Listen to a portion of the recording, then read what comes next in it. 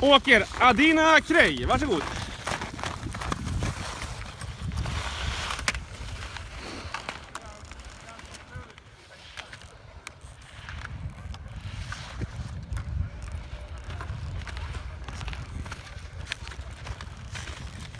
Och nästa tur så ska jag här för att prata om den röva. Vad heter hon då?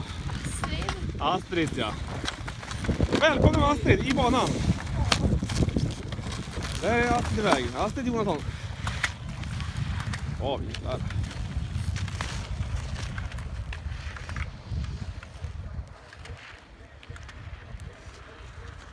Och sen har vi kompisen Ellen Sjödin. Då har vi farbror Ellen Sjödin. Varsågod.